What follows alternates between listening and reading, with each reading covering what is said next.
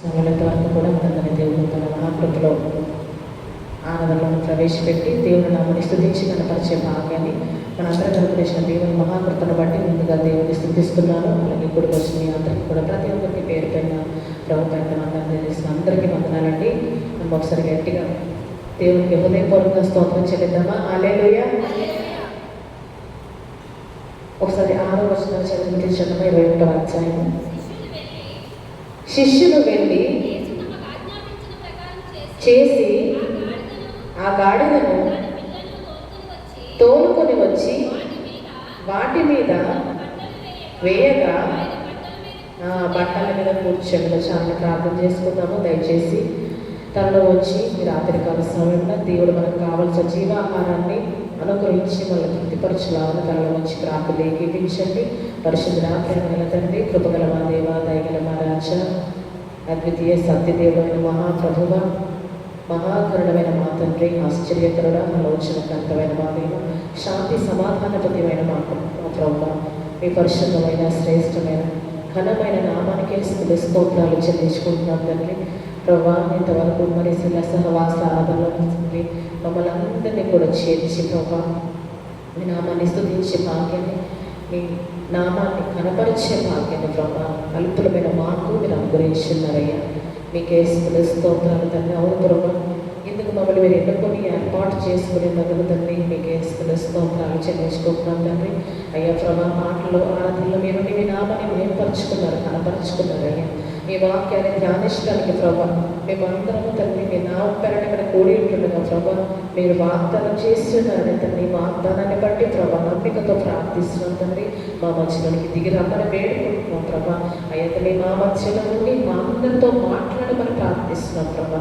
అయ్యా తండ్రి, వచ్చిన బిడ్డలు దీవించండి, రావాల్సిన కూడా తండ్రి ఆటంకాలు లేకుండా మా మధ్యలోనికి చేర్చండి. అందరి హృదయాలు ప్రభా సిద్ధపరిచి మీ యొక్క జీవాహారంతో తండ్రి వారి హృదయాలు నింపి వారి ప్రాణాలను తృప్తిపరచమని వేడుకుంటున్నాం తండ్రి. మాట్లాడబోతున్నాను కూడా సంపూర్ణంగా ప్రభా మీ ఆదరణలు తీసుకుని ప్రభా నా మాటలు కాదు కానీ మీ యొక్క మాటలు ప్రభా నా హృదయంలో నుంచి నా ద్వారా తండ్రి వీళ్ళందరితో మీరే మాట్లాడి మీ నామానికి ఘనత మహిమ ప్రభావములు చెల్లించుకోమని యేసు అతి పరిశుద్ధ నామం ద్వారా ప్రార్థన వేడుకొనిచున్నాం తండ్రి. ఆమేన్.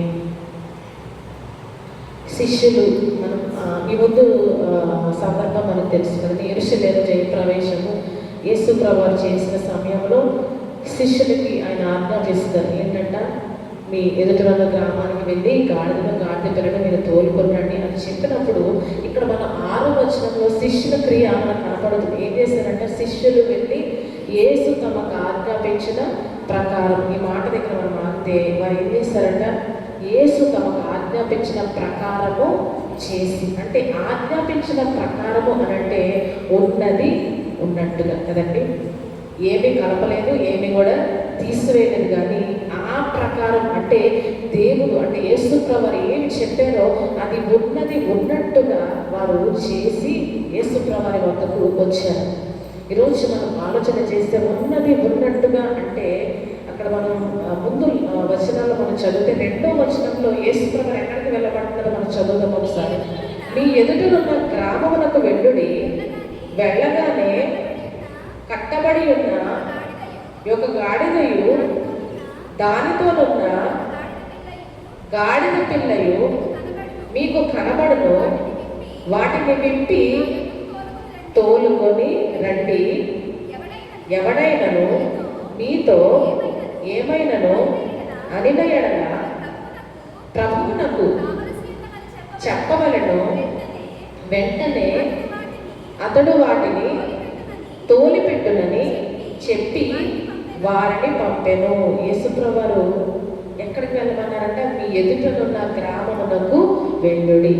ఎప్పుడు యేసు ప్రభువు అప్పుడు ఏం చెప్పారో శిష్యులు కూడా అదే చేశారు కదా. ఏం చేశారంటే వారి ఎదుటనున్న ఏ గ్రామం అయితే వారికి కనబడిందో ఆ గ్రామంలోనికి వారు ప్రవేశించారు. ప్రవేశించగానే యేసు ప్రభువు చెప్పిన సూచనలన్నీ కూడా వారికి కనిపించే కనుకనే యేసు ప్రభువు చెప్పినట్టుగా వారు ఆజ్ఞ ప్రకారము చేయగలిగారు. ఎందుకు ఈ మాటలను జ్ఞాపకం చేస్తున్నానంటే ఉన్నది ఉన్నట్టుగా చేయటం ద్వారా యేసు ప్రభువు చెప్పినట్టుగానే వారు ఆ గ్రామంలో ఏం కనుగొన్నారంటే వెళ్ళగానే ఏం కనపడుతుందని చెప్పారు యేసు ప్రభువు, కట్టబడిన గాడిదయు గాడిద పిల్లలు మీకు వెళ్ళగానే కనపడతాయి అని చెప్పినప్పుడు ఆ ప్రకారమే వారు చేసినప్పుడు వారికి నిజంగానే వెళ్ళగానే ఏం కనపడిందంట?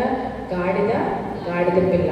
ఒకవేళ ఎదుటిన్న గ్రామంలో కాకుండా వారు కుడికి కానీ ఎడమకు కానీ తిరుగుంటే, వారు మరి ఒక గ్రామంలో వెళ్ళుంటే, వారికి ఇష్టమైన స్థలానికి వెళ్ళుంటే వారికి ఆ గాడిద వెళ్ళగానే కనపడేది కాదు. ఒకవేళ కనపడినప్పటికీ అక్కడ వారు ఆ గాడిదను తీసుకువెళ్ళడానికి అంగీకరించి ఉండేవారు కాదు. ఒకసారి స్తోత్రం చెప్తాము అందమైన వాళ్ళు. హల్లెలూయా. ఇక్కడ ఎందుకు ఈ మాటలు స్పష్టంగా జ్ఞాపకం చేస్తున్నానంటే, యేసుప్రభువు ఏం చెప్పారు? అక్కడ వెళ్ళగానే మీకు గాడిద పిల్లలు కనబడతాయి, అప్పుడు మీరు వాటిని విప్పి తోలుకొని రండి. ఒకవేళ ఎవడైనా మీరు ప్రశ్నిస్తే ఇవి ప్రభువులకు కావాలి అని చెప్పినప్పుడు అక్కడ యేసుప్రభువు చాలా స్పష్టంగా జ్ఞాపకం చేశారు. ఏంటంటే వెంటనే అతడు వాటిని, అంటే వీరు వెళ్ళక ముందే అక్కడ మార్గాన్ని ఆయన సిద్ధపరిచారు కదండి. ఏ గ్రామంలోకైతే యేసుప్రభువు శిష్యులు పంపించారో, శిష్యులు వెళ్ళక ముందే వారి మార్గాన్ని సిద్ధపరిచి తన దూతని పంపించి అక్కడ వారితో మాట్లాడి వారికి ఎటువంటి ఆటంకం లేకుండా వెళ్ళగానే వారు విప్పినప్పుడు ఎటువంటి అడ్డు కూడా యజమానులు చెప్పకుండా తోలిపెట్టేలాగా దేవుడు వారి మార్గాన్ని ముందుగానే సిద్ధపరిచారు. ఒకవేళ శిష్యులు కానీ ఎదుటిన్న గ్రామంలోకి వెళ్ళకుండా ఏ గ్రామమైనా పర్వాలేదు కదా, ఏ స్థలమైనా పర్వాలేదు కదా అని కుడికి కానీ ఎడమకు కానీ తిరిగి ఒకవేళ దారి తప్పి వేరే గ్రామంలోకి వెళ్ళి ఉంటే యేసుప్రభువు చెప్పిన సూచనలు వారు కనుగొనలేరు. వెళ్ళగానే ఏం కనపడతానంట? గాడిద కనపడతాను. ఒకవేళ యేసుప్రభువు చెప్పని గ్రామంలోకి వారు వెళ్ళుంటే వారు యేసుప్రభువు చెప్పిన సూచనలు కనుగొనలేరు. ఒకవేళ గాడిద కనపడినా అక్కడ వారు దానికి అంగీకరించరు కదండి. దేనికి అంగీకరించారంట? గాడిద ఊరికి తీసుకెళ్తే ఎవరిని అంగీకరిస్తారా? కానీ యేసుప్రభువు అక్కడ వారి మార్గాన్ని సిద్ధపరిచారు కనుక, చెప్పబడిన స్థలానికి వారు వెళ్ళగలిగారు కనుక అక్కడ వారికి మార్గము సుగమమైంది. ఈరోజు నేను ఎందుకు ఈ మాటలు స్పష్టంగా జ్ఞాపకం చేస్తున్నానంటే, ఉన్నది ఉన్నట్టుగా చేయటం ద్వారా వారి మార్గం ఏమైపోయిందంటే అక్కడ సరళమైపోయింది. మనం చూస్తే సామెతల గ్రంథకర్త అంటా ఉంటాడు, 3వ అధ్యాయము సామెతల గ్రంథము 5వ వచనం ఒకసారి చదువు. 5-6 వచనాలు. నీ స్వబుద్ధిని ఆధారము చేసుకొనక నీ పూర్ణ హృదయముతో యెహోవా యందు నమ్మికించుము, నీ ప్రవర్తన అంతటి యందు ఆయన అధికారమునకు ఒప్పుకొనుము. ఇక్కడ మనం చూస్తే నీ స్వబుద్ధిని ఆధారం చేసుకోనక ఏమంటాడంట? నీ పూర్ణ హృదయంతో మనం ఏం చేయాలంట? దేవుని యందు ఖచ్చితంగా మనం ఏం చేయాలి? ఈరోజు నమ్మకం ఉంచాలి. అప్పుడు ఆయన మన మార్గాలు ఏం చేస్తాడంట? మన త్రోవలను సరళము చేస్తాడు. ఎప్పుడంట? మన స్వబుద్ధిని ఆధారం చేసుకోకుండా, మన ఆలోచనలకు తావివ్వకుండా, దేవుడు చెప్పిన దాని యొక్క నమ్మకం వచ్చి ఆయన మార్గంలో ముందుకు సాగినప్పుడు మన త్రోవలు ఏం చేస్తాడంట? దేవుడు సరళం చేస్తాడు. ఇక్కడ శిష్యుల జీవితంలో కూడా అదే జరిగింది. వారు తమ స్వబుద్ధిని ఆధారం చేసుకొని వారు ఏం చేస్తారంట? ఎదుటిన గ్రామంలోకి వెళ్ళమంటే వారి కనులు సూటిగానే చూస్తాయి. యేసుప్రభువు చెప్పిన మార్గం వైపు, గ్రామం వైపు వారు అడుగులు వేసినప్పుడు నిజంగానే యేసుప్రభువు చెప్పినట్టుగా కనుగొన్నప్పుడు శిష్యులకు బహుశా ఎంత ఆనందం కలిగి ఉంటుందో కదండి. వెళ్ళగానే గాడిద పిల్లలు మీకు కనపడతాయి అని చెప్పినప్పుడు నిజంగానే గ్రామంలోనికి ఎంటర్ అయిన తర్వాత ఆ అనుభవం గుండా వారు వెళ్ళినప్పుడు ఎంతగా శిష్యులు ఆనందపడి ఉంటారు. వెంటనే యేసుప్రభువు చెప్పినట్టుగా ఏం చేస్తున్నారంట? వాటిని విప్పి తోడుకొని వచ్చారంట. ఇక్కడ మనం చూస్తే వెనకది ముందుది వెనక కూడా వారు చేయలేదు. ముందు యేసుప్రభువు ఏం చెప్పారంట? అక్కడ చూస్తే మనం ఇందాక చదువుకున్నాం కదా, యేసుప్రభువు ముందు ఏం చేయమని చెప్పారు? అదే అధ్యాయంలో వెల్లుడి వెళ్ళగానే కట్టబడి ఉన్న గాడిదయు దానితో ఉన్న గాడిద పిల్లయు మీకు కనపడను, వాటిని విప్పి నా యొద్దకు తోలుకొనండి. ముందు ఏం చెప్పారంటే యేసుప్రభువు, మీకు గాడిద పిల్లయు కనపడగానే ముందు వాటిని వెప్పండి అని చెప్పారు కదండి. ముందు పర్మిషన్ అడగలేదు కానీ ముందు ఏం చెప్పారంట? వెప్పమని చెప్పారు. శిష్యులు కూడా యేసుప్రభువు ఏదైతే చెప్పారో ఆ రీతిగానే చేశారు. వెనకది ముందుది వెనక చేసిన ఆయన చెప్పింది ఉన్నది ఉన్నట్టుగా వారు చేయగలిగేవారు కాదు. కానీ యేసుప్రభువు ముందేం చెప్పారో అదే ముందు చేశారు, వెనకేం చెప్పారో అదే వారు వెనక చేశారు. వెనకది ముందు, ముందుది వెనక వారు చేయడానికి ఇష్టపడలేదు. కానీ వెంటనే వారు వాటిని విప్పి తీసుకొస్తున్న సమయంలో ప్రభువునకు కావలసి ఉన్నవని వారు చెప్పినప్పుడు వారు కూడా ఏం చేశారంట, వాటిని తీసుకువెళ్ళడానికి అంగీకరించారంట. అంటే ఇక్కడ మనం చూస్తే ఎక్కడ కూడా వారు కుడి ఎడమలకు తిరగలేదు. ముందుది వెనక, వెనకది ముందు చేయడానికి కూడా వారు ఆలోచన చేయలేదు. కానీ పూర్తిగా ఇక్కడ దేవుని మాటల యందు, యేసుప్రభు వారి మాటల యందు సంపూర్ణంగా నమ్మకం ఉంచారు. వారి సబుద్ధికి కనుక వారు తావిస్తే ఖచ్చితంగా వారు ఏం చేస్తుండేవారు, ముందు వెళ్ళి యజమానుడు అక్కడ పర్మిషన్ అడుగుతారు కదండి. అమ్మో ఈ యజమానుడు మళ్ళీ ఎలా రెస్పాండ్ అవుతాడో, ఎలా రియాక్ట్ అవుతాడో, మరలా మనల్ని గద్దిస్తాడేమో, మనలో ఒక దొంగల వల్ల చూస్తాడేమో అని చెప్పి వారి సబుద్ధిని కనుక వారు పొరపాటున ఆధారం చేసుకుని ఉంటే ముందు వెళ్ళి ఏం చేసేవారంట, ఒకసారి గాడిద పిల్ల మాకు ఇవ్వండి అని అడిగేవారు. కానీ ఏం చేశారంటే ముందు వెళ్ళి యేసుప్రభు వారు చెప్పినట్టుగా వారు చేశారు. ముందుది వెనక చేయలేదు, కానీ ఏది చెప్పారో ముందు అదే చేశారు. కనుకనే వారికి దేవుడు మార్గాన్ని సిద్ధపరిచాడు. ఈరోజు నేను ఎందుకు ఈ మాటలు జ్ఞాపకం చేస్తున్నానంటే, మనం కొన్నిసార్లు మన సబుద్ధిని ఆధారం చేసుకుంటాం. దేవుడు మనకి ఆజ్ఞ ఇచ్చిన తర్వాత కూడా, దేవుని చిత్తం బయలుపరచబడిన తర్వాత కూడా చాలా సమయాల్లో మన సబుద్ధిని ఆధారం చేసుకోవడం ద్వారా ముందుది వెనుక, వెనుకది ముందు మనం చేస్తూ ఉంటాము. కొన్నిసార్లు దేవుని మార్గాన్ని తప్పి మనం కుడి ఎడమలకు తిరుగుతూ ఉంటాం. అప్పుడు మనకి ఏం కానరావంట, దేవుడు చెప్పిన సూచనలు ఏవి కూడా కానరావు. దేవుని మార్గాల్లో వెళ్ళినప్పుడు మాత్రమే ఆ సూచనలు మనము కనుగొనగలం. దేవుని మార్గంలో ప్రయాణం చేసినప్పుడు మాత్రమే వాగ్దానాల నెరవేర్పు మనం మన జీవితాల్లో చూడగలుగుతాం. దేవుని మార్గం కాకుండా మన సబుద్ధిని ఎప్పుడైతే మనం ఆధారం చేసుకొని వెళ్తామో దేవుడు చెప్పిన సూచనలు ఏవి కూడా మన జీవితాల్లో మనము కనుగొనలేము. శిష్యులు కనుగొన్నారు కాబట్టి వెంటనే వాటిని ధైర్యంగా వెప్పగలిగారు కదండి. ఏం చెప్పారు, గాడిద పిల్ల మీకు కనపడతాయి అని చెప్పినట్టుగా వారికి ఎప్పుడైతే కనపడిందో వారికి ఒక ధైర్యం వచ్చింది. అవును, యేసుప్రభు చెప్పిన సూచన ఇదే కదా, యేసుప్రభు ఇదే కదా చెప్పారని వెంటనే వాటిని విప్పినప్పుడు ఆ యజమానుడు కూడా ఏమీ అనకుండా వెంటనే వాటిని తోలిపెట్టాడట. ఈరోజు దేవుడు చెప్పిన సూచనలు లేకపోతే దేవుడు చెప్పిన వాగ్దానాలు మన జీవితంలో కొన్నిసార్లు ఎందుకు కానాలో అని అంటే, మనం ఏం చేస్తూ ఉంటామంట, మన సబుద్ధిని ఆధారం చేసుకొని ముందుది వెనక, వెనకది ముందు మనము చేస్తూ ఉంటాం. దేవుని మార్గాల్లో మనము తిన్నగా సాగకుండా కుడి ఎడమలకు మనము తిరుగుతూ ఉంటాం. రాజైన సౌలు దేవుని మార్గాన్ని ఎలా తప్పి తిరిగాడో మనందరికీ తెలుసు కదండి. సౌలు రాజుగా అభిషేకించబడిన తర్వాత మనం ఆలోచన చేస్తే అక్కడ కొన్ని సూచనలు సమూయేలు అక్కడ సౌలుకి చెప్తా ఉంటాడు. మనం ఒకసారి మొదటి సమూయేలు గ్రంథము 10వ అధ్యాయము 2వ వచనం నుంచి ఒకసారి చదవడం. ఈ దినమున నీవు నా యొద్ద నుండి పోయిన తరువాత బెన్యామీను సరిహద్దులో సెల్సహులో నుండు రాహేలు సమాధి దగ్గర 2 మనుషులు నీకు కనబడుదురు. వారు నీవు వెతకపోయిన గార్ధబములు దొరికినవి. నీ తండ్రి తన గార్ధబముల కొరకు చింతింపక కనుగొనుటకై చేతులని విచారపరుచున్నాడని చెప్పుదురు. తరువాత అక్కడి నుండి వెళ్ళి తాబోరు రాగానే బేతేలునకు దేవుని యొద్దకు పోవు 3 మనుషులు నీకు ఎదురుపడుదురు. ఒకడు 3 మేకపిల్లలను 3 రొట్టెలను ద్రాక్షారసపు తిత్తిని మోయిచూ వద్దురు. వారు నిన్ను ప్రశ్నలు అడిగి నీకు 2 రొట్టెలు ఇద్దురు. అవి వారి చేత తీసుకొనవలను. ఇలాగనపోవచ్చు, ఫిలిష్తీయుల దండు కాపువారులు చేరుదురు. అచ్చట ఊరి దగ్గరకు నీవు రాగానే స్వరమండలము, తంబుర, సన్నాయి, సితార వాయించు వారి వెనుక ఉన్నతమైన స్థలము నుండి దిగివచ్చు ప్రవక్తుల సమూహము నీకు కనబడును. వారు ప్రకటన చేయించు వద్దురు.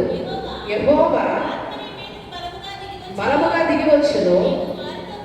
నీవు వారితో కలిసి ప్రకటన చేయుచుండగా క్రొత్త మనస్సు వచ్చును.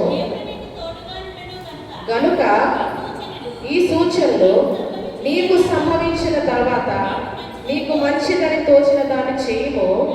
నాకంటే ముందుగా గిల్గాలునకు వెళ్ళగా దహన బలులను సమాధాన బలులను అర్పించుటకై దిగివత్తును. నేను నీ వద్దకు వచ్చి చేయవలసిన దానిని తెలియచేయవరకు 7 దినముల పాటు నీ వచ్చట నిలవవలెను. వెళ్ళిపోవటకై తిరగగా దేవుడు అతనికి క్రొత్త మనస్సు అనుగ్రహించెను. ఆ దినముననే ఆ సూచనలు సౌలు కనుగొన్నాడు కదండి. రాజుగా అతడు అభిషేకించబడిన తర్వాత సమూయేలు ఈ దినమే నీవు తిరిగి వెళ్ళు, నీకు ఈ 3 సూచనలు కనబడతాను. మొత్తం 3 సూచనలు చెప్పాడు అక్కడ సమూయేలు సౌలు తిరిగి వెళ్ళిన తర్వాత సమూయేలు చెప్పినట్టుగానే ఆ 3 సూచనలు కూడా ఆ రోజే సౌలు కనుగొన్నాడు కదండి. ఆ సూచనలు కనుగొన్నప్పుడు దేవుడు నాకు తోడుగా ఉన్నాడు అన్న నిశ్చయత సౌలు హృదయంలో మెండుగా కలిగింది. మనం అక్కడ చూస్తే 7వ వచనంలో ఏమంటాడు? దేవుడు నీకు తోడుగా ఉండడు కనుక ఈ సూచనలు నీకు సంభవించిన తర్వాత, అంటే దేవుడు అతనికి తోడుగా ఉన్నాడు అతనికి సూచన, దేవుడే స్వయంగా రాజుగా అతన్ని అభిషేకించడానికి సూచన. ఆ 3 సూచనలు కూడా సౌలుకి ఇవ్వబడ్డాయి. ఎప్పుడైతే ఆ సూచనలు సౌలు చూశాడో అతని హృదయంలో ఒక నిశ్చయత కలిగింది. దేవుడు నన్ను రాజుగా అభిషేకించాడు కనుక ఆయన ప్రజలను ఏలడానికి దేవుడే నాకు తోడుగా ఉండి నన్ను నడిపిస్తాడు అన్న ఒక నిశ్చయత అతని హృదయంలో కలిగిందంట. ఈ సూచనలు ఎలా అతనికి ముందు కనపడ్డాయంటే, ముందైతే రాజుగా అభిషేకించబడినప్పుడు దేవునికి విధేయుడిగా జీవించాడు కదండి. మొదటైతే రాజు నేనా అన్న ఆశ్చర్యము అతని హృదయంలో మొదలైన ఏ రోజు కూడా సౌలు దేవుడు తను అంత ఉన్నత స్థానానికి తీసుకువెళ్తాడని ఏ రోజు అనుకోలేదు కనుక ఎప్పుడైతే అభిషేకం పొందుకున్నాడో సౌలు హృదయంలో అపారమైన సంతోషం కలిగింది. దేవుడికి విధేయుడుగా ఉండాలని ఆశపడ్డాడు. దేవుడు నాకు తోడుగా ఉంటే నేను ఆయన చిత్తాన్ని నెరవేర్చగలను అనే ఆశ అతని హృదయంలో ఉందంటారు. అయితే అప్పుడు ఆ సూచనలు కనుగొన్నాడు. ఈరోజు మనం చూస్తే కొన్నిసార్లు సూచనలు మనం కనుగొంటాం దేవుని మార్గంలో ప్రయాణిస్తున్నప్పుడు. అనంతరం ఏమైపోతామంటే సౌలులాగా మనం కూడా గుడి ఎడమలకు తిరిగిపోవటం వల్ల మరలా వాగ్దానాలు నెరవేరుతాం మన జీవితాల్లో చూడలేము. ఎక్కడ మన సబుద్ధిని ఆధారం చేసుకుంటామో అక్కడే ఖచ్చితంగా మన పతనము ప్రారంభమవుతుంది కదండి. ఈరోజు మన సబుద్ధిని ప్రారంభ దశలో మనము ఆపాదించుకోకపోయినా మార్గంలో ముందుకు వెళ్ళే కొన్నిసార్లు ఇప్పుడు నేను నా జ్ఞానాన్ని అనుసరించి నా బుద్ధిని అనుసరించి నేను ఈ పని చేస్తాను అని ఎప్పుడైతే మనం అనుకుంటామో అక్కడే మన పతనము ప్రారంభమవుతుంది. కానీ ఈరోజు శిష్యుల జీవితమే మనకు మాదిరి. యేసు ప్రభువు చెప్పినట్టుగా వారికి అర్థమైనా కాకపోయినా ముందు ఎందుకు యేసు ప్రభువు పెట్టమంటున్నాడు, ఆ తర్వాత ఎందుకు అడగమంటున్నాడు అని చెప్పి వారికి అర్థమైనా కాకపోయినా ఏం చేశారంట, ఉన్నది ఉన్నట్టుగా వారు చేయడానికి శిష్యులు ఇష్టపడ్డారంట. మరొక సందర్భంలో మనం చూస్తే పన్ను వసూలు చేయవారు వచ్చినప్పుడు అక్కడ యేసు ప్రభువు ఏమంటారు, పేతురు నువ్వు సముద్రంలోకి పోయి గాలం వేసి మొదట పైకి వచ్చి చేపను పట్టుకొని దాని నోరు తెరిస్తే నీకు 1 షెకెలు దొరుకుతుంది, దాన్ని నీ కొరకును నా కొరకును పన్ను వసూలు చేయవారికి ఇవ్వయ్యా అని చెప్పి పేతురుని యేసు ప్రభువుని పంపించిన సమయంలో పేతురు సముద్రంలోకి వెళ్ళి మొదట గాలం వేసినప్పుడు మొదట పైకి వచ్చి చేపను పట్టుకొని నోరు తెరిచినప్పుడు యేసు ప్రభువు చెప్పినట్టుగానే అక్కడ 1 షెకెలు పేతురుకు దొరుకుతుంది. వెంటనే ఆ షెకెలు తీసుకొని పన్ను వసూలు చేయవారికి అతడు చెల్లించినట్టు మనం చూస్తాం. పేతురు కనుక తన సముద్రిని అక్కడ ఆధారం చేసుకుంటే ఇది కాదు కదా, ఒక పెద్ద చేప పెడితే అప్పుడు దాని నోరు తెరిస్తే ఇంకా చాలా షెకెళ్ళు ఉంటాయేమో, 1 కాక 100 షెకెళ్ళు దొరుకుతాయేమో. ఒకవేళ సముద్రిని ఆధారం చేసుకొని మొదట పైకి వచ్చే చేపను ప్రక్కన పెట్టి పెద్ద చేప వచ్చే వరకు గాలం వేస్తూ కూర్చున్నాడు అనుకోండి, అక్కడికి అంత మాత్రం కూడా యేసు ప్రభువు చెప్పింది అతడు చేయలేడు. ఆ షెకెలు కూడా అతనికి దొరకదు. పన్ను చెల్లించడంలో కూడా పేతురు విఫలమైపోయి ఉండేవాడు. కానీ ఎలా పన్నుని అతడు చెల్లించగలిగాడంటే యేసు ప్రభువు చెప్పింది చెప్పినట్టుగా చేశాడు. మొదటి పైకి వచ్చే చేపను పట్టుకొని దాని నోరు తెరవయ్యా అని చెప్పినప్పుడు ఉన్నది ఉన్నట్టుగా పేతురు చేయటం ద్వారా ఆ షెకెలను కనుగొనగలిగాడు. పన్ను వసూలు చేయవారి దగ్గర కూడా వెళ్ళి ఆ పన్ను చెల్లించగలిగాడంట. కాబట్టి ఈరోజు మనం చూస్తే చెప్పింది చెప్పినట్టుగా చేయాలని ఈరోజు పరిశుద్ధాత్మ దేవుడు మనల్ని హెచ్చరిస్తున్నాడు. ఎందుకు వాగ్దానాలు ఇంకా కానరావట్లేదు అంటే మనం చెప్పింది చెప్పినట్టు చేయకుండా దేవుణ్ణి మనం నిందించడానికి మనం ఎంత మాత్రం కూడా సరిపోము. ఒకవేళ ఎక్కడ మనం తప్పటడుగులు వేస్తున్నామో ఈరోజు మనము పరిశీలన చేసుకోవాలి. ఎక్కడ కుడి ఎడమలకు తిరిగామో ఈరోజు మనము పరీక్ష చేసుకోవాలి. సౌలు ఈ సూచనలు కనుగొన్న తర్వాత ఏమైపోయాడంట, ఇక్కడే మనకి సమూయేలు చెప్పింది, ఆల్రెడీ మనం చదివాము. నేను వచ్చే వరకు నీవు బలి అర్పించకుండా వేచి ఉండు, నేను వచ్చిన తర్వాత బలి అర్పిస్తానని చెప్పినప్పుడు సౌలు సమూయేలు రాకముందే బలి అర్పించాడు. మొదటి మిస్టేక్, మొదటి తప్పిదము.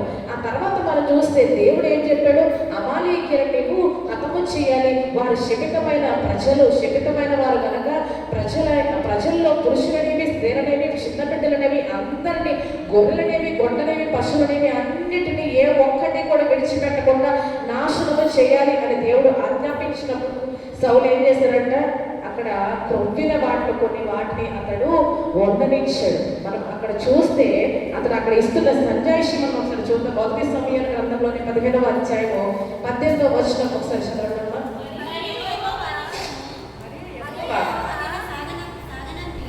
సాగనంపి నీవు పోయి పాపాత్ములైన అమాలేకీయులను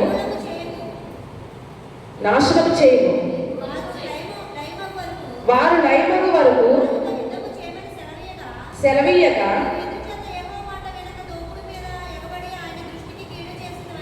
ఆయన దృష్టికి కీడు చేసినవనెను. సౌలు ఆ మాట అనవద్దు, యెహోవా మాట విని యెహోవా నన్ను పంపిన మార్గమున పోయి అగగును తీసుకొని వచ్చింది, కానీ నిర్మూలన చేసింది. అయితే గిల్గాలులో నీ దేవుడైన అర్పించుటకై జనులు శపితములకు గొర్రెలలోను ఎట్లలోను ముఖ్యమైన వాటిని తీసుకుని వచ్చిందని సమూయేలుతో చెప్పారు. మనం ఇక్కడ చూస్తే ఆ మాట అనవద్దని ఇక్కడ ఏమంటున్నాడంటే సౌలు గారు, నేను యెహోవా మాట విని యెహోవా నన్ను పంపిన మార్గంలో పోయి అని స్పష్టంగా చెప్తున్నాడు. కానీ నిజంగానే యెహోవా చెప్పిన మార్గంలో వెళ్ళాడు, కానీ వెళ్ళిన తర్వాత ఎక్కడ తిరిగిపోయాడు, మళ్ళీ కుడియడంలో అక్కడ తిరిగిపోయాడు. ఉన్నట్టుగా చేయడంలో సౌలు విఫలమయ్యాడు. ఏం చేశాడంటే క్రొవ్విన వాటిని విడిచిపెట్టాడు. కానీ అతను చెప్తున్న మాట ఏంటంటే జనులు ఉండనిచ్చారు అని చెప్తున్నాడు కదండి. మనం అక్కడ చూస్తే జనుల మీద అతను పూర్తిగా నేరాన్ని నెట్టడము మనకి ఇక్కడ స్పష్టంగా కనపడుతుంది. 21వ వచనంలో అతను ఏమంటున్నాడు, యెహోవాకు బలి అర్పించినట్టు జనులు శపితములకు గొర్రెలలోనూ ఎట్లలోనూ ముఖ్యమైన వాటిని తీసుకొని వచ్చారని చెప్పి జనులు చేసిన తప్పిదంగా అతను చెప్తున్నాడు. కానీ వాస్తవానికి లీడర్షిప్ ఎవరంట, సౌలుదే. సౌలు మాట ఎవరు కూడా చెబదాటరు, సౌలే అంటాడు. మనం ఇక్కడ చూస్తే 15వ వచనం అధ్యాయంలోనే ముందు మనం చూస్తే 8వ వచనం చదవడమ్మా. 15వ అధ్యాయం, అమాలేకీయుల రాజైన అగగును ప్రాణంతో పట్టుకొని చేశాను. సౌలును జనుల్లో కూడి అగగును గొర్రెలలోను ఎడ్లలోను క్రొవ్విన గొర్రె పిల్లలు మొదలైన వాటిలోను మంచి వాటిని నిర్మూలన చేయక కడగా నుంచి పనికిరాని నీచ పశువులన్నింటినీ నిర్మూలన చేస్తారు. ఇక్కడ మనకి ఏమర్థమవుతుందంటే స్పష్టంగా ఎవరెవరు చేస్తారంటే అది సౌలు జనులు కూడి మిగతా అన్నింటినీ కూడా నాశనం చేసిన క్రొవ్విన పశువులను మాత్రం వారు నిర్మూలన చేయకుండా వారు విడిచిపెట్టారంట.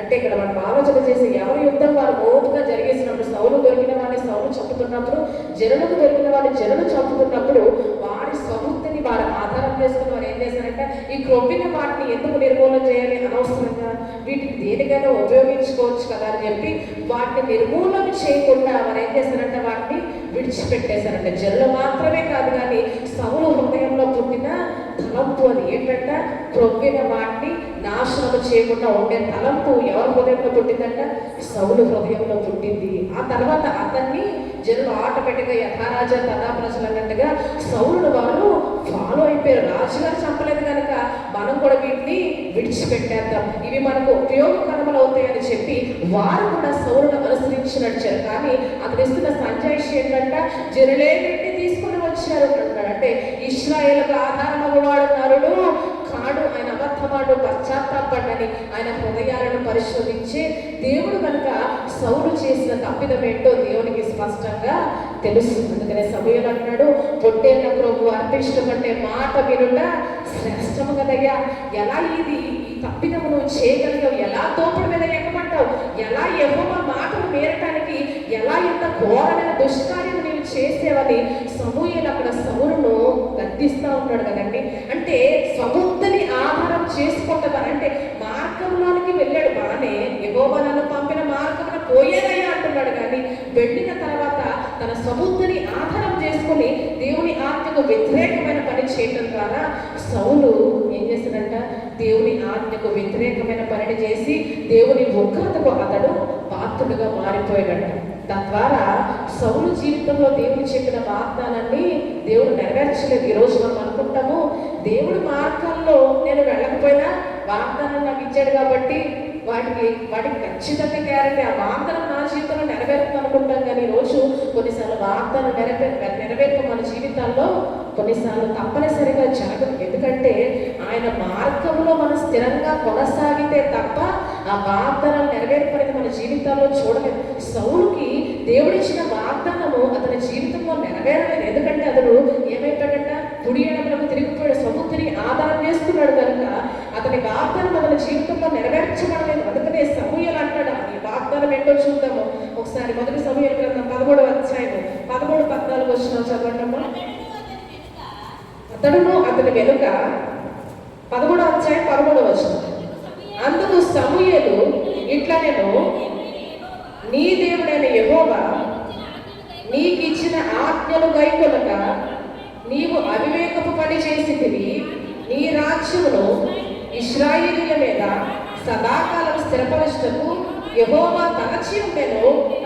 అయితే నీ రాజ్యము నిలవదు. ముందేమనుకున్నాడంటే దేవుడు నీ రాజ్యాన్ని ఇశ్రాయేలు మీద సదాకాలం స్థిరపరచాలని ఆయన ఆశపడ్డాడు. ఆయన చిత్తముగా భావించాడు, ఆయన ప్రణాళిక చేశాడు. కానీ ఇక మీదట నీ రాజ్యం ఎంత మాత్రం కూడా నిలవదు. ఎందుకంటే నీవు నీ స్వబుద్ధిని ఆధారం చేసుకొని నీవు మార్గము తప్పి ప్రవర్తించావు కనుక యెహోవా తన చిత్తానుసారమైన మనుష్యుని కనుగొన్నాడు అని చెప్పి సమూయేలు అక్కడ ప్రవచిస్తూ ఉన్నాడు దావీదును గురించి. అంటే మనం ఆలోచన చేస్తే వాగ్దానాలు నెరవేర్పు ఈరోజు మనం చూడలేకపోతున్నామా? బహుశా దేవుని మార్గాన్ని మనం విడిచి ప్రక్కకు వచ్చేదేమో ఇప్పుడే మనము పరీక్ష చేసుకోవాలి కదండి. సూచనలు కనుగొన్నాడు కానీ మార్గంలోనికి వెళ్ళిన తర్వాత సముద్రుని ఆధారం చేసుకోవడం ద్వారా దేవుడు అతనికి ఇచ్చిన గొప్ప వాగ్దానము ఆ యొక్క నెరవేర్పు సౌలు తన జీవితంలో చూడలేకపోయాడంట. ఈరోజు ఎన్నో గొప్ప వాగ్దానాలు ఇప్పటి వరకు మన జీవితంలో దేవుడు మనకు అనుగ్రహించి ఉండవచ్చు. ఈ వాగ్దానాలు ఎప్పుడు నెరవేరుతాయి అని చెప్పి మనం ఆశ కలిగి మనము కొన్నిసార్లు అయ్యా నా వాగ్దానం నెరవేర్చేయాలని మనం ప్రార్థన చేస్తూ ఉంటాం. కానీ ప్రార్థన చేస్తే సరిపోదు. కానీ మనం ఏం చేయాలంట? దేవుని మార్గంలో అడుగులు వేయటానికి మన మనస్సును మనము స్థిరపరచుకోవాలి. మన ప్రవర్తన అంతటి మీద ఆయన అధికారానికి ఒప్పుకోవాలి. కుడి ఎడమలకు తిరగకుండా స్థిరముగా ఆయన మార్గంలో కొనసాగాలి. అప్పుడు దేవుడు చెప్పిన సూచనలన్నీ కూడా మనకి కనపడతాయి. దేవుడు చెప్పిన వాగ్దానం నెరవేర్పు ఖచ్చితంగా మన జీవితాల్లో మనము చూడగలుగుతాం. ఈరోజు సౌలైతే కుడి ఎడమలకు తిరిగాడు. దేవుడు చెప్పింది ఉన్నది ఉన్నట్టుగా అతడు చేయలేదు. కానీ శిష్యులైతే ఏం చేశారంట? ఉన్నది ఉన్నట్టుగా వారు చేశారు. మనము కూడా ఉన్నది ఉన్నట్టుగా చేయాలి తప్ప ముందుది వెనకది ముందు చేయటం మనకి చాలా అలవాటు. అందుకని యేసుప్రభువు ఏమంటారు? మత్తయి రాసిన సువార్తలో 6వ అధ్యాయంలో ఏమంటారు? యేసుప్రభువు 32వ వచనం, మత్తయి రాసిన సువార్త 6వ అధ్యాయం.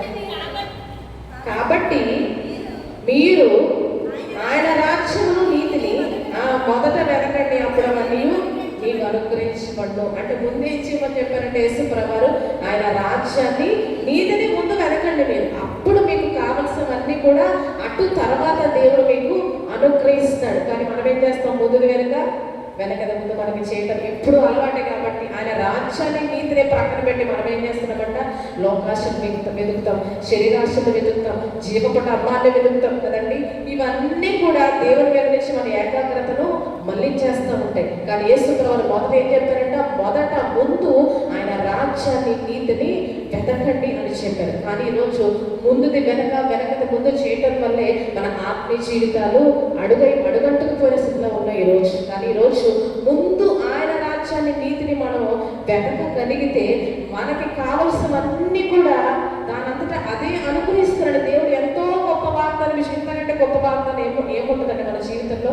మీకు కావాలని మీకు పరలోకపు తండ్రికి తెలియదు కనుక మీరు ఆయన రాజ్యాన్ని, నీతిని మొదట వెతికితే అప్పుడు అవన్నీ మీకు అనుగ్రహించబడతాయి అన్నదానికంటే గొప్ప వాగ్దానము మన జీవితంలో ఏముంటది? కానీ మనం ఏం చేస్తున్నామంట? ముందు చేయట్లేదు, కానీ వెనక దాన్ని తీసుకొచ్చి ముందు పెడుతున్నాము. లోకాశలు, శరీరాశలు తీసుకొచ్చి మనం ముందు పెడుతూ వాటికి మనం ప్రాముఖ్యత ఇస్తాము. పైన వాటి మీదనే మనస్సు పెట్టండి అని దేవుని వాక్యం సెలవిచ్చిన రీతిగా మనం ఎవరు కూడా ఈరోజు అడిగిగా చేయట్లేదు కదండి. ఇక ఎప్పుడైతే శరీరాశలకి, లోకాశలకి మన ప్రాముఖ్యతనిచ్చామో అటు తర్వాత దేవుని మీద ఎంత మాత్రం కూడా మన ఏకాగ్రత నిలపలేము. దేవుని సంబంధమైన విషయాల మీద మనం ఏకాగ్రతని, ధ్యాసని మనము నిలపలేము. కాబట్టి మనం ఈరోజు దేవుడు చెప్పింది ఉన్నది ఉన్నట్టుగా చేయాలంటే మనం ఏం చేయాలంట? ముందు ఆయన రాజ్యాన్ని, నీతిని మొదట మనము వెతకటానికి మనం పూనుకుంటే, మనల్ని మనం పురికొల్పుకుంటే మనకు ఏమేమి మన జీవితంలో అవసరం. ఈరోజు ఒక్కొక్కరికి చాలా అవసరాలు ఉంటాయి. ఒక అవసరం కాదు, రెండు కాదు, కానీ ఇప్పుడు నాకు కొన్ని ఉంటే మీకు కూడా కొన్ని ఉంటాయి కదండి. ఒక్కొక్కరి జీవితంలో కొన్ని అవసరతలు ఉంటాయి. కానీ ఇవన్నీ మనకు కావాలని మన పరలోకపు తండ్రికి మనకంటే స్పష్టంగా తేటగా తెలుసు కనుక మనం ఆయన రాజ్యాన్ని, నీతిని వెతికితే మనకు కావలసినవన్నీ కూడా మనకు ఆయన అనుగ్రహిస్తానని చెప్తున్నాడు కనుక ఆయన మాట యందు నమ్మిక ఇచ్చి మనం ఏం చేయాలంట? ఆయన రాజ్యాన్ని, నీతిని మనము వెతకటానికి మనల్ని మనమే పురుగొల్పుకోవాలి. వెతుకుతున్న ప్రారంభ దశలో మనం ఏమాత్రం కూడా స్వబుద్ధిని ఆధారం చేసుకోకూడదు. కానీ సౌలు చేసిన తప్పిదము మనం చేయకుండా శిష్యులు ఏ రీతిగా అయితే ఉన్నది ఉన్నట్టుగా ఆయన మార్గాల్లో నడిచి ఆయన చెప్పిన సూచనలు కనుగొని ఆశీర్వాదాలు చూసారో, మనము కూడా ఈరోజు మార్గంలో కొనసాగుతున్నప్పుడు ఉన్నది ఉన్నట్టుగా మనం కూడా చేస్తూ దేవుని సూచనలు మనం కనుగొనగలిగితే ఆటోమేటిక్గా ఒకనొక రోజు వాగ్దానాలు నెరవేర్పు మన జీవితంలో చూడగలుగుతాం. హల్లెలూయా. ఏలైనగా వాగ్దానం చేసిన వాడు నమ్మదగినవాడు, ఆయన నమ్మదగిన వాడే. కానీ మనమే వాగ్దానానికి తగిన జీవితం మనము జీవించకుండా, అయ్యా నువ్వు చెప్పిన వాగ్దానాలన్నీ కూడా నిరర్థకమైపోయాయని చెప్పి మనం దేవుడిని నిందిస్తూ ఉంటాం. కానీ ఆయన ఎప్పుడు కూడా నమ్మదగిన దేవుడే. వాగ్దానానికి తగిన జీవితాన్ని మనం ఈరోజు జీవించగలిగితే నెరవేర్పును ఖచ్చితంగా మన జీవితంలో చూడటం అనేది తథ్యం. కాబట్టి ఈరోజు ఉన్నది ఉన్నట్టుగా చేయడానికి మనము పురుకొల్పుకోవాలి. కుడి మనకు తిరగకుండా మనము దేవుని చిత్తాసన మార్గంలో ముందుకు సాగాలి. మనం క్రింద చూస్తే ఈరోజు లేఖన భాగంలో ఆ ప్రకారం చేసి అన్న చోట మనం ఆగి కదా, ఆ ప్రకారం చేసి తర్వాత చదవడం 21వ అధ్యాయము. ఆ గాడిదను దాని పిల్లలను తోలుకొని వచ్చి వాటి మీద బట్టలు వేయగా ఆయన బట్టల మీద కూర్చుండెను. అనేకులు పరిచిని నరికి దారి పొడుగునా పరిచయించాలండి. ఇక్కడ ఏం చేస్తుంటే గాడిదలను తీసుకొని వచ్చి వారు చేసిన క్రియ ఏంటంట? తమ బట్టలు దాని మీద వేసినప్పుడు యేసుప్రభువారు దాని మీద కూర్చున్నారు. యేసుప్రభువారు ఎక్కడవరకు చేయమని చెప్పారు? వాస్తవానికి వెళ్ళి మీరు అక్కడ నేను చెప్పినట్టుగా కనుగొంటారు, అప్పుడు మీరు వాటిని విప్పి తోలుకొని రండి అని అంతవరకు చెప్పారు. బట్టలు వేయమని యేసుప్రభువారు వారికి చెప్పలేదు. కానీ శిష్యులు తమాత్రం తాము ఒక గౌరవ సూచకంగా దేవుని నామాన్ని మయంపరచడానికి వారు ఏం చేస్తారంట? ఆ గాడిద బిడ్డను తోలుకొని వచ్చి దాని మీద వారు తమ బట్టలు వేసినప్పుడు ఆయన వాటి మీద కూర్చున్నారని మనకి ఇక్కడ స్పష్టంగా సువార్తికుడు జ్ఞాపకం చేస్తాడు. అంటే మనం ఆలోచన చేసి యేసుప్రభువు తీసుకురమ్మని ఒక గుర్రాన్ని కాదు, కానీ ఒక గార్ధవాన్ని ఆయన తీసుకురమ్మన్నారు. అయినప్పటికీ శిష్యులు అయ్యో ఈయన మీద మేము ఎన్నో ఆశలు పెట్టుకున్నామే, గుర్రం మీద ఆయన చక్కగా యెరూషలేములోకి జయప్రవేశం చేస్తాడు అనుకుంటే ఒక గార్ధవాన్ని తెమ్మని ఆజ్ఞాపించాడే. గార్ధవం మీద వెళితే అందరూ చూసి ఏమనుకుంటారు? అవమానకరంగా ఉంటుందేమో, మనుషులందరూ ఒక వింతగా చూస్తారేమో, మనుషులందరూ హేళనగా చూస్తారేమో. ఇవేమి కూడా శిష్యులు ఆలోచించలేదు. గాడిదను తీసుకున్నామన్న వెంటనే గాడిదను తీసుకొని వచ్చారు. అంత మాత్రమే కాకుండా అదే గాడిద మీద ఏం చేస్తారంట? తమ బట్టలు వేసి వారు గౌరవ సూచకంగా యేసుప్రభువారి కొరకు ఒక క్రియను అక్కడ చేయటం మనం చూస్తాం. అంటే శిష్యులు ఎక్కడా కూడా యేసుప్రభువారిని ప్రశ్నించలేదు. ఈ రీతిగా ఎందుకు చేస్తున్నావయ్యా అన్న ఒక ప్రశ్న కూడా శిష్యులు యేసుప్రభువారిని అడగలేదు. మనమైతే అడుగడుగున మనకి ఏమొస్తాయంట? ప్రశ్నలే వస్తాయి కదండి. అడుగునా మనకు ఒక క్వశ్చన్ బ్యాంక్ లాగా ప్రశ్నలు వస్తూనే ఉంటాయి. కానీ శిష్యులు యేసుప్రభువుని ఎటువంటి ప్రశ్న అడగలేదు. గాడిదను తీసుకుని వచ్చినప్పుడు ఇంకా గౌరవ సూచకంగా, ఇంకా విధేయత చూపించే విధంగా తమ బట్టలు కూడా ఆ గాడిద మీద వారు పరిచారు. అంటే ఎంత విధేయతను యేసుప్రభుని పట్ల శిష్యులు కనపరచారు మనం అర్థం చేసుకుంటే, కొన్నిసార్లు దేవుడు మనకి ఏమని చెప్తాడంటే ఈ రీతిగానే చిన్న చిన్న పనులు. యేసుప్రభుని గుర్రం మీద కాదు కానీ గాడిద మీద ఆయన వెళ్ళటానికి ఇష్టపడ్డారంట. మనకి కొన్నిసార్లు ఏమని చెప్తాడంటే దేవుడు జీరో నుంచి స్టార్ట్ చేయమని దేవుడు చెప్తాడు. చిన్న చిన్న పనులు చేయమని చెప్తాడు. చిన్న చిన్న స్థలాల్లో దేవుడు మనల్ని ఉంచుతాడు. చిన్న చిన్న బాధ్యతలు మనకి దేవుడు అప్పగిస్తాడు. ఎందుకంటే గొప్ప వాటిని ఇచ్చే ముందు ఏం చేస్తాడంట, చిన్న వాటిలో మనల్ని పనిచేయమని దేవుడు చెప్తాడు. గొప్ప గొప్ప ఆశీర్వాదాలు మనల్ని ఆయన నడిపించే ముందు ఏం చేస్తారంట, చిన్న చిన్న బాధ్యతలు, చిన్న చిన్న బరువులు, చిన్న చిన్న పనులు చేయమని దేవుడు మనకు చెప్తాడు. ఈ చిన్న వాటిలో, ఈ కొద్ది వాటిలో నమ్మకంగా ఉంటే ఆటోమేటిక్గా మనము గొప్ప గొప్ప విషయాల్లో కూడా ఎలా ఉంటామంట, నమ్మకంగా పనిచేస్తాం. ఎప్పుడు దేవుడు మనల్ని గొప్ప వాటిలోని నడిపిస్తాడో తెలుసా అండి. చాలా మంది ఈ మర్మము తెలియక ఆశీర్వాదాలు కోల్పోతారు, వాగ్దానాలు చూడలేరు. చిన్న వాటిలో మనం ఏం చేయాలంట, నమ్మకత్వాన్ని ఈరోజు మనము కోల్పోకూడదు. చిన్న వాటిలో నమ్మకంగా పనిచేసినప్పుడు గొప్ప వాటిలోని దేవుడు మనల్ని నడిపిస్తాడు. చిన్న చిన్న స్థలాల్లోకి నువ్వు వెళ్ళాలి అని దేవుడు మనకి ఆజ్ఞాపించినప్పుడు, నమ్మకంగా దేవుడు చెప్పింది మనం చేసినప్పుడు గొప్ప గొప్ప స్థలాల్లోనికి, గొప్ప గొప్ప ఆశీర్వాదాల్లోనికి దేవుడు మనల్ని నడిపిస్తాడు. రాసిన దావీదును చూస్తే గొప్ప జనాంగమైన ఇశ్రాయేలుని కాపరిగా అతడు ఏలే ముందు అతనికి ఒక చిన్న గొర్రెల మందను దేవుడు అప్పగించాడు కదండి. అరణ్యంలో ఒక చిన్న మందను అప్పగించి నీవు కాయవయ్యా అన్నాడు. అందులో నమ్మకముగా ఆ గొర్రెలను కాయడం మనందరికీ కూడా తెలుసు కదండి. సింహం వచ్చిన, ఎలుగుబంటి వచ్చిన గొర్రెలను రక్షించడానికి తన ప్రాణాన్ని సైతం అతను పణముగా పెట్టి ఆ గొర్రెలను రక్షించుకుని నమ్మకముగా ఆ కాపురత్వాన్ని చేస్తాడంట. అప్పుడు ఒక గొప్ప బాధ్యతని దేవుడు దావీదుకు అప్పగించాడు. అంటే మనం ఆలోచన చేస్తే గొప్ప గొప్ప యుద్ధాలు దావీదు చేసే ముందు ఏం నేర్పించాడంటే దేవుడు ఒక సింహాన్ని చంపే పనిని, ఒక ఎలుగుబంటిని చంపే పనిని దేవుడు దావీదుకు అప్పగించట. ఒకేసారి గొప్ప యుద్ధాలు చేసే బరిలోనికి దేవుడు దావీదును నడిపించలేదు, కానీ గొప్ప గొప్ప యుద్ధాలు చేసే ముందు ఒక సింహాన్ని అప్పగించాడు, ఒక ఎలుగుబంటిని అప్పగించి శిక్షణ ఇచ్చాడు. ఎంత నమ్మకముగా, ఎంత నేర్పరిగా పనిచేశాడు దేవుడు పరిశీలించి గొప్ప గొప్ప యుద్ధాలు చేసే స్థాయిలోనికి నడిపించాడు. శూరులు సైతం మట్టు పెట్టే స్థాయిలోనికి దేవుడు అతన్ని తీసుకుని వెళ్ళాడంట.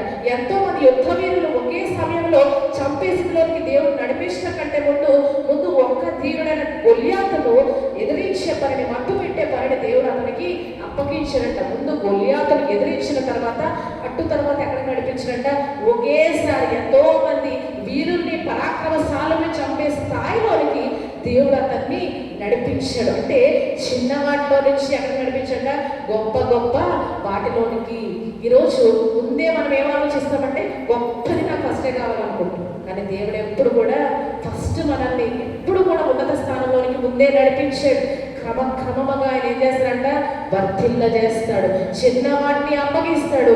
ఎంత నమ్మకంగా ఉంటున్నామో పరీక్షిస్తాడు. మనకు తెలియని విషయం ఏంటంటే దేవుడు మనల్ని ఏం చేస్తున్నాడంట, పరీక్షిస్తూ ఉంటాడు. వీరు ఎంత నమ్మకంగా పనిచేస్తున్నారు. దావీదు నమ్మకంగా పనిచేస్తాడు కాబట్టి గొప్ప బాధ్యతలు అతని మీద దేవుడు పెట్టాడు. అందుకనే మన కీర్తన గ్రంథంలో ఒకసారి మనం చదివితే 78వ కీర్తనలో చాలా చక్కటి మాటలు గ్రంథకర్త రాసిన 78వ కీర్తన 70వ వచనం ఒకసారి చదవండి అమ్మా. దాసులైన దావీదును కోరుకొని గొర్రెల దొడ్డిలో నుండి అతన్ని పిలిపించెను. పాడి గొర్రెలను మాన్పించి యాకోబును ఇశ్రాయేలును మేపుటకై ఆయన అతన్ని రప్పించెను. యథార్థ హృదయుడై వారిని పాలించెను.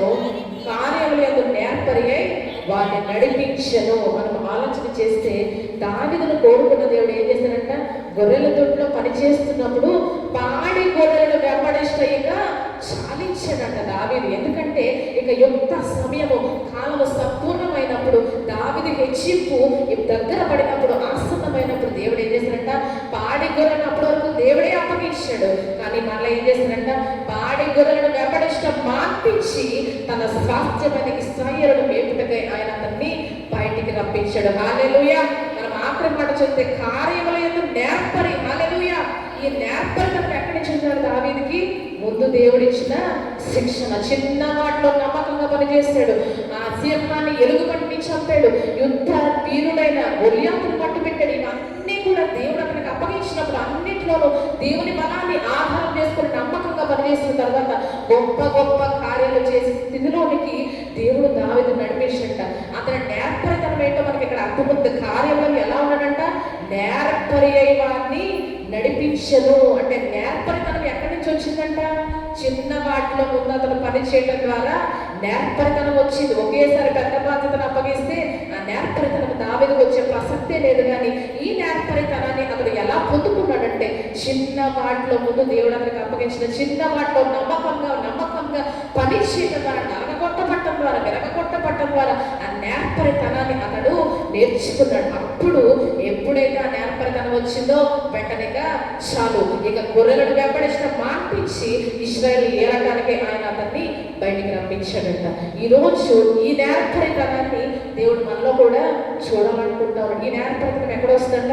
ముందు గొప్ప గొప్ప వాటిలోకి వెళితే మనము ఎంత మాత్రం చేయలేము. కానీ ఈ చిన్న చిన్న వాటిలో నమ్మకంగా మనము చేయడానికి ఆలోచన చేసినప్పుడు, మనల్ని మనం పురుకొల్పుకున్నప్పుడు ఈ నేర్పరితనం అనేది మనలో ఆటోమేటిక్గా మనం క్రమక్రమంగా మనం దాన్ని పొందుకుంటాము. అప్పుడు గొప్ప బాధ్యతలు దేవుడు మనకి అప్పగిస్తాడు. కాబట్టి ఈరోజు దేవుడు మనకి చిన్న వాటిని ఇస్తున్నట్లయితే, చిన్న పనులు చేయమని చెప్తున్నట్లయితే మనం ఏం చేయకూడదంటే ఈరోజు ప్రశ్నలు వేయకూడదు. యేసు ప్రభువుని శిష్యులు ఏ రీతికైతే ప్రశ్నించలేదో, అయ్యా గార్ధవం ఎందుకయ్యా అని ఒక్క ప్రశ్న కూడా శిష్యులు ఏ రీతిగా అయితే వేయలేదో, మనం కూడా ఈరోజు ఏం చేయకూడదంట, ప్రశ్నలు వేయకుండా దేవుని యందు నమ్మకం ఉంచి మనం ఏం చేయాలంట, ఆయన చెప్పిన వాటిని ఉన్నట్టుగా చేయడానికి మనము ప్రయత్నించాలి. అనంతరం నేను ఒక మాట చెప్పి ముగిస్తాను.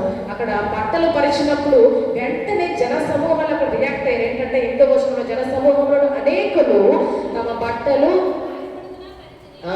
ముందు శిష్యులు ఏం చేస్తారంట, ముందు శిష్యులు మాదిరి కనపరచారంట. శిష్యులు ఏం చేయాలో ఒక మార్గాన్ని వారు జన సమూహాలకి తెలియజేశారు. వారు ఏం చేస్తారు, తెచ్చిన వెంటనే గాడిద మీద తమ బట్టలు వేసినప్పుడు యేసుప్రభువు వారు ఎప్పుడైతే దాని మీద కూర్చున్నారో వెంటనే జన సమూహాలు ఏం చేస్తారంట, తమ బట్టలు వారు కూడా ఏం చేశారు, దారి పొడుగునా పరిచారు. కొంతమంది అయితే చెట్ల కొమ్మలు నరికి పరిచారంట.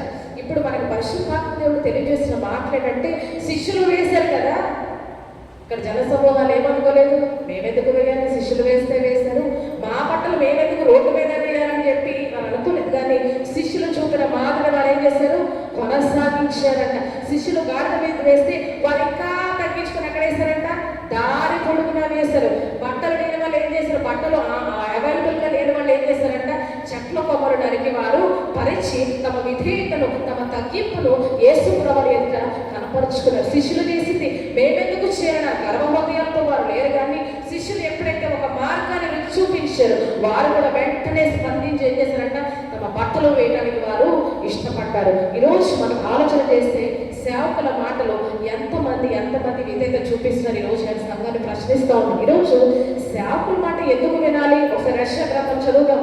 యెషయా రాసిన పత్రిక, యెషయా రాసిన గ్రంథము ఆఖరిగా మనం మాట త్వరగా ముగించుకుందాం. మన 50వ అధ్యాయము 10వ వచనం. యెషయా రాసిన గ్రంథము 50వ అధ్యాయం 10వ వచనం.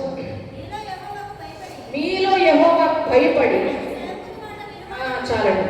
ఏంటంటే ఇక్కడ గ్రంథకర్త ఏమంటున్నాడు, మీలో యెహోవాకు భయపడి ఆయన సేవకుని మాట వినువాడు ఎవడు. ఈరోజు చాలా మంది విశ్వాసులు డివైడ్ చేస్తున్నారు. ఏంటంటే దేవుని మాట వేరు, సేవకుని మాట వేరు. దేవుడు నేరుగా దిగి వచ్చి ఎప్పుడు కూడా ఆయన మాట్లాడుతూ, ఆయన అభిషేకించిన అభిషేకుల ద్వారా దేవుడు మనకి కొన్ని మాటలు, కొన్ని ఆజ్ఞలు మనకి ఇచ్చినప్పుడు మనం వాటిని ఏం చేయాలంట, మనం వాటికి విధేయత చూపించాలి. ఎప్పుడు చూపించగలుగుతామంటే దేవుని భయం మనకి ఉన్నప్పుడు. మీలో యెహోవాకు భయపడి ఆయన సేవకుని మాట వినవాడంటే, దేవుని భయం లేని వారు ఎప్పుడు కూడా ఆయన సేవకుల మాటను ఎప్పుడు కూడా లక్ష్య పెట్టరు, కానీ వారు కడచెవినే పెడతారు. కాబట్టి దేవునికి భయపడే వారంగా ఉంటే మనం ఏం చేస్తామంట, ఆయన అభిషేకించిన అభిషిక్తుని మాట మనం వినటానికి ఇష్టపడతాం. కానీ చాలా మంది ఈరోజు దేవుడు చెప్పలేని సేవకులు చెప్తున్నారు కదా, కాబట్టి మనం ఎందుకు వినాలి, బైబిల్లో లేదు కదా. అంటే చాలా మంది విశ్వాసులు ఈరోజు ఏమైపోయారంట, తెలివి మీరు వెళ్ళిపోయాడు. కానీ ఇక్కడ యేసుప్రభు వారు ఈరోజు మనం చదువుకున్న లేఖన భాగంలో చూస్తే అక్కడ యేసుప్రభు ఎంతవరకు చెప్పారు? గాడిదను తీసుకొని రమ్మని మాత్రమే చెప్పారు. కానీ శిష్యులు ఏం చేశారంట? ఇంకా తమను తాము విధేయతగా చూపించుకోవడానికి దేవుని నామ మహిమార్థమై అక్కడ ఒక కార్యాన్ని వారు చేస్తారు. ఏంటంటే తమ బట్టలు గాడిద మీద వేస్తారు. యేసుప్రభుని చెప్పనప్పటికీ శిష్యులు ఎందుకు చేస్తారు? ఆత్మ ప్రేరేపణ ద్వారా దేవుని నామ మహిమార్థమే వారు చేసిన ఒక క్రియ. దానికి జన సమూహాలు కూడా ఏం చేస్తారంట? అంగీకరించి వారు కూడా వారు చూపించిన మాదిరిని కొనసాగించారు. ఈరోజు ప్రతిదీ పరిశుద్ధ గ్రంథంలో దేవుడు చెప్పకపోవచ్చు, కానీ మనము దేవుని నామ మహిమార్థంగా వాటిని ఏం చేయాలంటే మనం ఆయన అభిషేకులు చెప్పినప్పుడు వాటిని మనము గైకొనాలి. కానీ ఈరోజు దేవుని మాట వింటామా లేకపోతే సేవకుల మాట వింటామా అని ఒకవేళ మన హృదయంలో ఆలోచన వస్తుందనుకోండి, దాని అర్థం ఏంటంట మనకి దేవుని భయము ఎంత మాత్రం కూడా లేదు. ఎందుకంటే నిజంగా ఈరోజు ఆజ్ఞలన్నీ పాటించేవారు కూడా అటువంటి మాటలు మాట్లాడరు కదండి. మనం బయటికి వెళ్ళేమంటాము, అసలు ఆజ్ఞానుసారమైన జీవితమే కొంతమందికి ఉండదు. కానీ వారేమంటారంట, అయ్యో సేవకులు ఎలా చెప్తారు ఇలాగా, మనకి ఇదంతా కూడా పరిశుద్ధ గ్రంథంలో లేదే, ఇదంతా మనం ఎలా పాటిస్తాం, ఇదంతా మనం ఎలా చేయగలుగుతాం. కానీ ఈరోజు మనం ఆలోచన చేస్తే దేవుని మాట వింటున్నామంటే దాని అర్థం ఏంటంట? సేవకుడు ద్వారా దేవుని మాట మనము వింటున్నాము. ఈరోజు అభిషేకించబడిన అభిషేకుల ద్వారా దేవుడు మాట్లాడితే మనం నమ్మి దేవునికి భయపడి మనం ఏం చేయాలంట? ఆయన సేవకుని మాట వినాలి. ఇక్కడ ఇంటెన్షన్ ఏంటంటే చాలా మంది భక్తులది దేవుని చిత్తాన్ని నెరవేర్చడం కాదు, కానీ వారి హృదయాలు దేనితో నిండుకున్నాయంట? గర్వముతో అహంభావంతో. ఎందుకు వినాలి వీరు చెప్పేది మేమెందుకు చేయాలి? మిరియామను కూడా దేవుడు ఒక ఆడది ఒక స్త్రీ అని కూడా దేవుడు లెక్క చేయలేదు కదండి. మా చేత ప్రవచింపలేదా యెహోవా, మమ్మల్ని ఎన్నుకోలేదా అన్నప్పుడు ఒక స్త్రీ అని కూడా చూడకుండా ఆమెను కుష్ఠరోగంతో ముద్దినప్పుడు ఆమె పాలం వెలుపల ప్రజలందరికీ దూరంగా ఉండవలసిన అవసరత ఏర్పడిందంట. ఎందుకంటే మోషేను వారు తక్కువ చేసి మాట్లాడారు. దేవుడు ఎన్నుకున్న మోషేను వారు తక్కువ చేసి మాట్లాడారు. కాబట్టి ఈరోజు మనం ఆలోచన చేస్తే దేవుని చిత్తం చేయాలనేది చాలా మంది ఉద్దేశము కాదు, కానీ తిరుగుబాటు స్వభావంతో ఏం చేస్తున్నారంట? గర్వ హృదయాలతో వీరు చెప్పేది మేము ఎంత మాత్రం కూడా చేయము అని చెప్పి వారు తిరస్కార బుద్ధిని కలిగి ఉన్నారంట. కానీ ఈరోజు నిజముగా మనం తెలుసుకోవాల్సిన విషయం ఏంటంటే దేవునికి భయపడితే ఆయన అభిషేకించిన అభిషిక్తుని మాటకు మనము విధేయత చూద్దాం. ఇప్పుడు మన అభిషిక్తుని విషయాలు పోతే అభిషిక్తుడు చెప్పిన మాట ఒకవేళ దేవుని నామ మహిమార్థమైతే మన ఆశీర్వాదం మనకి వస్తుంది. ఒకవేళ అభిషిక్తుడు తనంతట తానుగా చెప్పాడా, మన ఆశీర్వాదం మనం ఎంత మాత్రం కూడా అది పాటించడం ద్వారా కోల్పోము అన్న విషయాన్ని విశ్వాసం గ్రహించాలి. మరి వెంటనే మరి మన ఆశీర్వాదం వల్ల మనకు వస్తుంది. ఎందుకంటే నన్ను బట్టి మీరు నా సేవకుల మాటకు విధేయత చూపించారు కాబట్టి మీరు నేను ఆశీర్వదిస్తాను. హల్లెలూయా! ఎంతమంది గ్రహించారండి ఈ మాటలు? నన్ను బట్టి నా సేవకుల మాటకు మీరు విధేయత చూపించారు కాబట్టి ఆ సేవకుడి మాట ఏముంటుందో పక్కన పెడితే వీరిని నేను ఆశీర్వదిస్తాను. ఎందుకంటే నన్ను బట్టి విధేయత చూపించారు కాబట్టి, నాకు భయం కలిగే సేవకుల మాట విన్నారు కాబట్టి వీరిని నేను ఆశీర్వదిస్తాను. ఒకవేళ ఈరోజు తిరస్కార బుద్ధి కలిగి ఉన్నామా, గర్వ హృదయాలతో ఉన్నామా, ఇక్కడ మనం చేసిన తిరస్కారం ఎక్కడ వస్తుందంట? మనకి వేరే చోట వస్తుంది. యాకోబు చేసిన మోసము, యాకోబు తన తండ్రి ఇంట్లో చేసిన మోసం ఎక్కడైందంట? తన మామ ఇంట్లో రుచి చూశాడు కదండి. అక్కడ యాసవ దగ్గర చేసిన మోసము వెంటనే అక్కడ తిరిగి కొట్టలేదు, కానీ ఎక్కడిచ్చాడు దేవుడు పనిష్మెంట్? మామైన లాభాని ఇంట్లో అదే మోసాన్ని అతడు రుచి చూశాడు. ఇప్పుడు గర్వ హృదయాలతో మనం ఇక్కడ కూర్చొని మనం ఎందుకు వినాలి, మనం ఎందుకు చేయాలి అని మనం అనుకుంటున్నామా? ఇదే తిరస్కారాన్ని మరి ఒక చోట మనము పొందుకుంటాం. మన మాటలు ఎవరు కూడా అక్కడ లక్ష్య పెట్టరు. వీరి మాట వినేదేంటి, వీరి మాట లక్ష్య పెట్టేదేంటి, వీరు చెప్పిన మనం ఎందుకు చేయాలని చెప్పి మనం కూడా అదే తిరస్కారానికి మరి ఒక చోట మనం గురవుతామండి. కాబట్టి ఈ శిక్ష మన మీదకి రాకుండా ఉండాలంటే ఏం చేయాలంట? శిష్యులు చూపిన మాదిరి జన సమూహాలు ఎలాగైతే తగ్గించుకొని కొనసాగించారో, మరి తగ్గింపు కలిగి దారి పొడుగున తమ బట్టలు ఏ రీతికి పరిచారో దేవునికి భయపడి మనం ఏం చేయాలంట? ఆయన శాపులు ఆత్మ ప్రేరేపణతో చెప్పిన మాటని మనము వినాలి. కాబట్టి ఆ రీతిగా మనం అందరం కూడా పరిశుద్ధాత్మ దేవుడు మనకి తెలియజేసిన దేవుడి మార్గాన్ని మనం ఏం చేయాలంటే ఈరోజు స్థిరముగా అనుసరించాలి. కుడికి కానీ ఎడమకు కానీ మనము తిరగకూడదు. మన సబుద్ధిని ఆధారం చేసుకోకూడదు. మన సబుద్ధిని ఆధారం చేసుకుని సౌలు వలె మనం పడిపోవడం దేవుడి చిత్తము కాదు, కానీ శిష్యుల వలె ఉన్నది ఉన్నట్టుగా ప్రశ్నలు లేకుండా చేసి చిన్న వాటిలో నమ్మకంగా జీవించి ఆయన సేవకుల మాటకు కూడా విధేయత చూపినప్పుడు దేవుడు గొప్ప ఆశీర్వాదాల వర్షాన్ని మన పైన కుమ్మరిస్తాడు. వాగ్దానాలు నెరవేర్చి కూడా మనము చూడగలుగుతాం. అతి కృప దేవుడు పరిశుద్ధాత్మ ద్వారా మనందరికీ అనుగ్రహించును గాక. ఆమేన్.